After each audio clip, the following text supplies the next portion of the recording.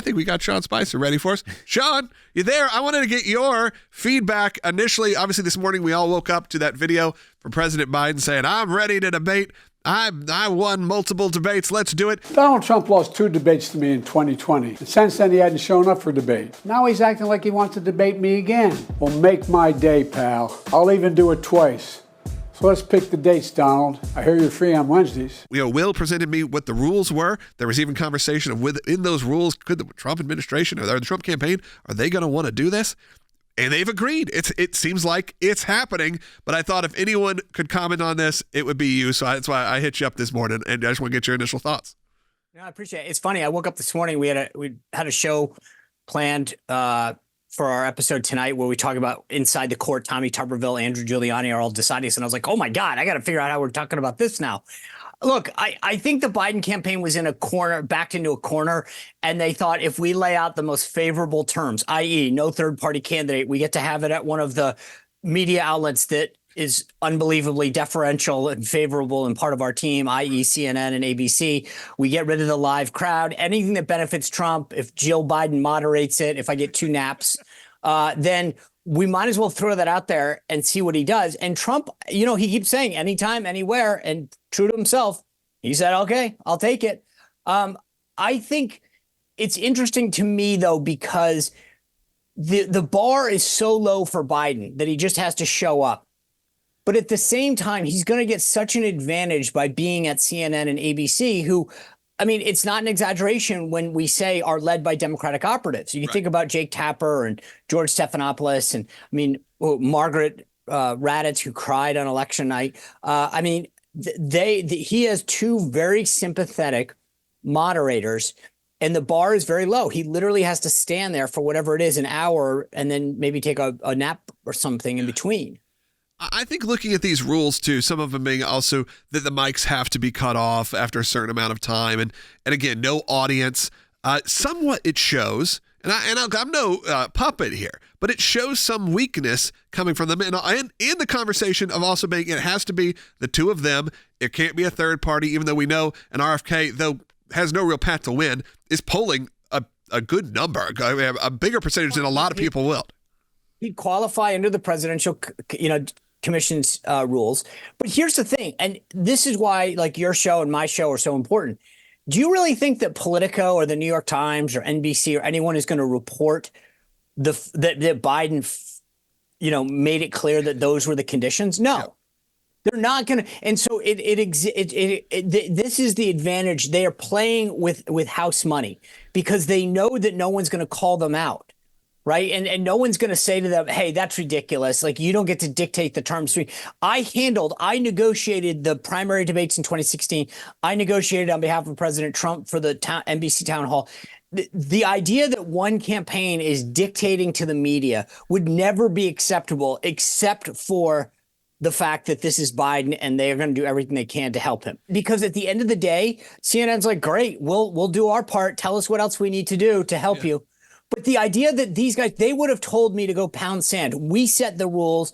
You guys can accept it or not, but we don't get to do this. I remember, just to give context, and I was going to share this with my audience later, but I'll tell you, it was funny. I have a picture in my first book, The Briefing. When I was working with President Trump, I went down to negotiate the presidential town hall on NBC. We were doing this sort of meeting with the campaign, the Clinton campaign, on board the USS Intrepid, where it was going to take place. We were meeting the NBC executives. And Trump looks at me and I said, hey, is there anything you want me to? And he goes, just make sure I go first. Now, that was being decided by a coin toss. And I thought, okay, I can't. So I called Eric Trump and I said, hey, Eric, they're deciding who goes first on a coin toss. Your dad wants to go first. I need some cover here. What do I choose? He goes, heads. I was like, okay, I just need, if I blow this, I want to say it was Eric's fault. Yeah, I love that. So in this situation, though, you're in the Trump, if you are the people making these decisions, and Trump has accepted now, I think it's going to happen. I think that the debate, the conversation was maybe it will, maybe it wouldn't. I think it's happening now. So the decision making from the Trump point of view has got to just be, let's get out there in front of something, because at this point, all we're getting is this court coverage. So can we come up with something else here? And now he's finally agreed to do it. Maybe the Trump campaign thinks Trump can shine even under these conditions. He's going to. Look, as much as Joe Biden's going to play on a home field advantage, Trump's got immigration, the economy, China, every foreign kerfuffle that's occurring in his advantage to exploit. If I were Trump, I'd get up there and say, this is my record. Here's what I did. Joe, talk about yours. I'm done. Shut my mic off. Shut it off and let Joe Biden talk. Well, and that would be the tactic, because Biden can't defend his record. The only thing they have is abortion.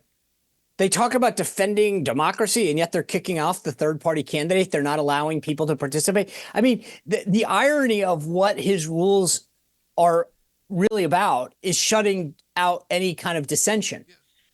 So I do think that Trump is going to have a massive advantage on the issues and on his record, and that's going to be the key.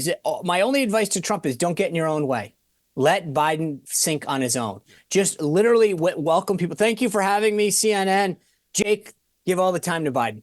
Yeah, I mean, I think you're right. And that's why I wanted to bring you on here, because you've been uniquely in that situation. And look, I think RFK now, he has a big talking point now, which is he's now been not allowed. We only got about a minute in this segment left. So I want to tell people also to go subscribe to the Sean Spicer Show podcast, YouTube, Rumble. We'll put up the graphic, make sure they see it. But we'll also send it to people, because I do think you bring an inside baseball voice that a lot of people don't have. It's why people, I hope, tune into you and tune into us, because it's a bit different than what they're ever going to get in the press. But it is a very interesting time, Sean, and I can't wait to hear your feedback on that night. So it's going to be fun. I'm excited. I know I just booked my June 10th and 27th of September all up. But I'll give you one thing. RFK shouldn't be mad at Trump. Trump didn't exclude him. It was Biden that did it. Right. And that's what has to be said. Make sure that Trump, he doesn't fall into that trap of making sure that he gets blamed for this. This was all on Biden. Yep. And I think that is, head to head, we saw what those polls would be. So, you know what? It gives him a good talking point to go out there and continue this conversation. I think we're going to see some major shifts happening. Sean, I really appreciate you coming on here at the last second and joining us, because it is a crucial time for all of us. But look, I think for you and for this is fun. I'm excited to actually put something fun on the calendar, as you said. I've already called my buddies and said, we're getting together. We're watching this debate. It's great. It's our Super Bowl. It's going to be fun. So I appreciate you coming on. Again, I encourage you to go to aclj.org to find out more about what we're doing. Go to aclj.org/sign right now to sign our petition to defend election integrity and the Constitution. Maybe let's take a phone call. Let's go to Peter, who's calling in Virginia on line 4. Peter, you're on the air. Hey, guys. I am ACLJ champion and reporting in. I love what you guys are doing. Keep up the good work because you take real action. My comment is, so they asked for 2 debates. They schedule it this way, June and September. June, 2 months before their convention, September a month after. So if he really bombs bad, as we all expect he will, then they've got a couple months to recover at the convention and pick somebody else. And then it gives the guy a month to prepare for his next debate in September. That's my view. That's an interesting concept there, Peter. I really think they're just rallying behind President Biden. I think that's just what's happening right now. I think we're a little too late in the game, unless there's some sort of true medical emergency or something like that is to occur. But Peter, I think that, look, those dates are not picked arbitrarily.